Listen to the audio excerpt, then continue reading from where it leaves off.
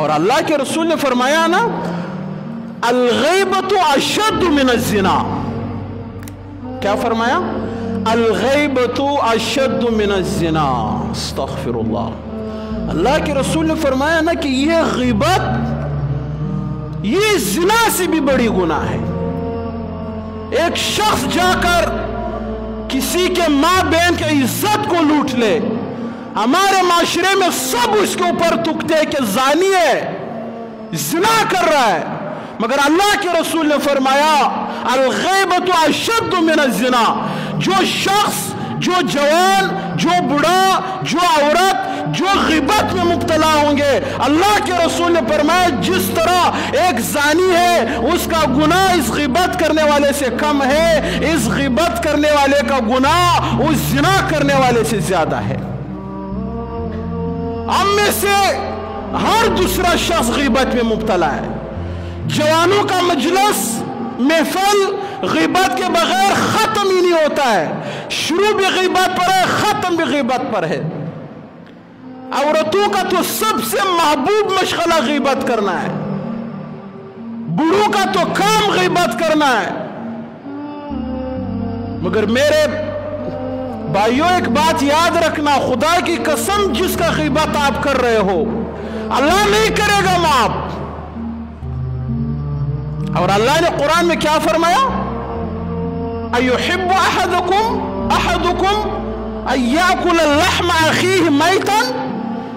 اللہ فرما رہے, اللہ کیا تم میں سے کوئی اس بات کو پسند کرتا ہے کہ اس کے سامنے اس کا مردہ بھائی پڑا ہوا, اس کا لاش, اور وہ چھری اٹھا کر اپنے بھائی کی جسم سے گوشت کاٹ کر کھانے لگ جائے؟ کوئی اس بات کو پسند کرے گا کہ اپنے مردہ بھائی کے گوشت کو کھائے؟ ہم تو مردہ جانور کے گوشت کو نہیں کھا سکتے. تو وہ کون بدبخت اور بدنصیب ہوگا جو اپنے مردہ بھائی کے جسم کا گوشت کاٹ کر کھانے لگ جائے؟ تو اللہ نے فرمایا کہ یہ غیبت کرنے والے کا مثال ایسا ہے جیسا کوئی شخص اپنے مردہ بھائی کا گوشت کاٹ کر کھا جائے. اور اللہ نے قرآن میں فرمایا, اللہ نے خود منع کر دیا لا یغتب بعضکم بعضا, ایک دوسرے کی غیبت نہیں کرو. اللہ کو بہت سخت نفرت ہے غیبت سے, اور غیبت کا تعریف میں نے بتا دیا. اب پھر اپنے سے باتوں کو نہیں جو نہیں مولوی صاحب وہ تو ایسا, وہ تو ایسا ہے, وہ تو نہیں, کوئی بھی بات نہیں چلے گا. اپنے بھائی کے پیچھے کوئی بھی ایسا بات کرنا کہ اگر آپ اس کو سامنے وہ بات بتا دیں وہ ناراض ہو جائے, برا مان جائے, اس کو غیبت کہا جاتا ہے. پھر صحابہ نے پوچھا یا اللہ کے رسول, جس شخص کے بارے میں ہم وہ بات کر رہا ہے, جو برائی ہم بیان کر رہے ہیں, اگر اس شخص کے اندر وہ برائی موجود تھا پھر بھی غیبت ہے؟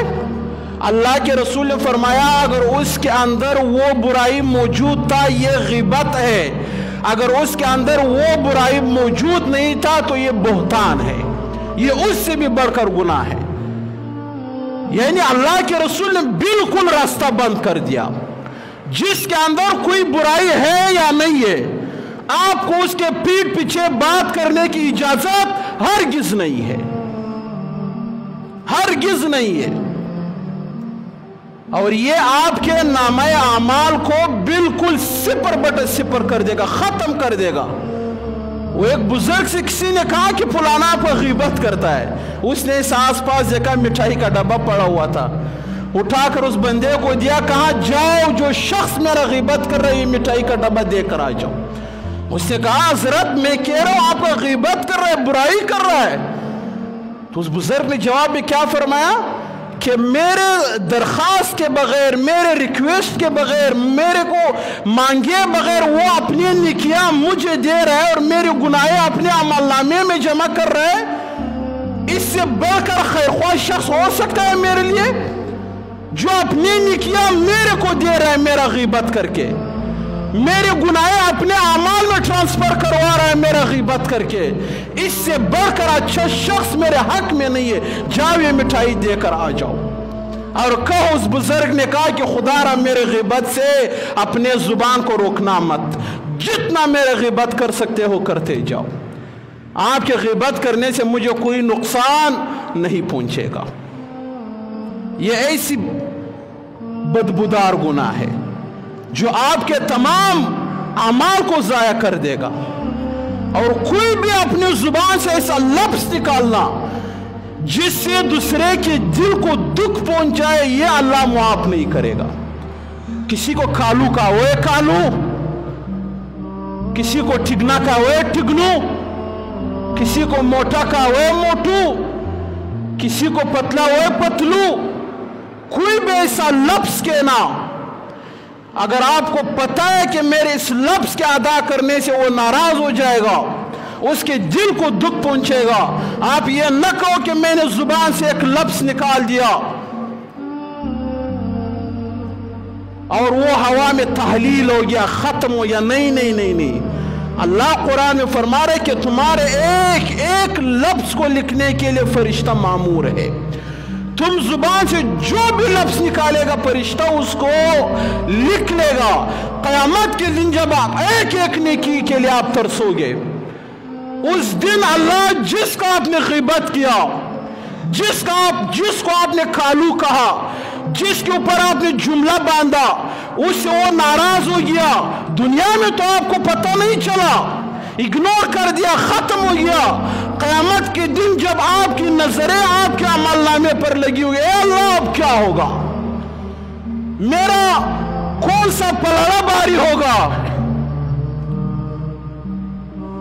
आपके नेकियों का पलड़ा बहुत ज्यादा बारी होगा, मगर किसी को कालू कहा था, उसका दिल आपने दुखाया था, वो लफ्ज लाकर आपके बुरे अमलनामे में रख दिया जाएगा, पलड़ा थोड़ा सा नीचे जाएगा। किसी के ऊपर गलत नाम रखा था, आपने किसी को गलत नाम से पुकारा जिससे वो नाराज हो गया, वो लफ्ज वो नाम लाकर अमलनामे में रख दिया जाएगा, बुराई वाला पलड़ा थोड़ा सा और भारी हो जाएगा। आप देखते रहोगे, किसी भाई का ग़ीबत किया था, ये तो ऐसा बुरा इंसान है यार, एक झूठा इंसान है, छोड़ो यार, इतना बेकार बंदा है, हर वक्त गालियां देता है, ऐसा बेकार, ऐसा दोस्त।